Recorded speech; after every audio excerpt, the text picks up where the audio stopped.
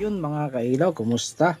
Meron pala ako ditong i-share sa inyo about po dito sa Beam 230 stage light. Ito po yung mga unang labas. I-power na po natin.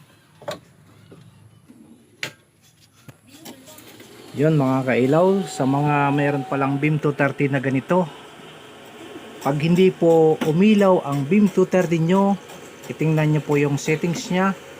Baka pareho po sa Beam 230 nyo. Ito kasi ay old model na to, stage light ang brand. Kung mapapansin nyo po mga kailaw, hindi po siya umilaw. Ayan, diba po? Ganito po ang gagawin natin. Pupunta po kayo dito sa setup. Pipindutin nyo po yung setup. Ayan, medyo nagbablurred po siya.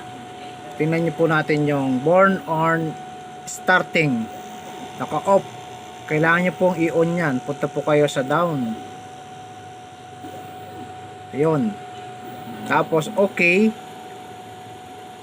Nagkaroon ng itim. Gamit kayo ng down. Nakalagay na po ay on. At enter nyo na po. Okay. Okay na po siya. Nakalagay born on start up. Naka-on na po siya.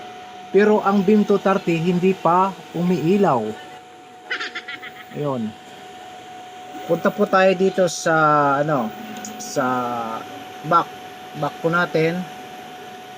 Ito yung setup, info, manual. Punta po tayo ng manual.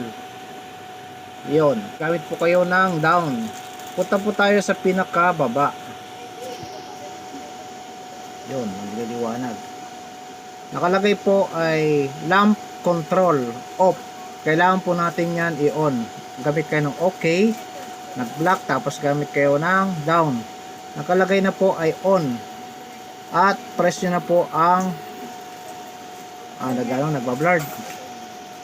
Press nyo na po ang okay. Ayun. Okay na. Ano po mga kailaw, ano na siya oh. Umilaw na po siya oh. Ayun. Ayan. Ganun lang po ang gawin nyo. Tuloy-tuloy na po ang ilaw niya. Kapag in-off nyo po yan, tapos in-on nyo ulit, automatic na po yan, iilaw ang Beam 230 mo.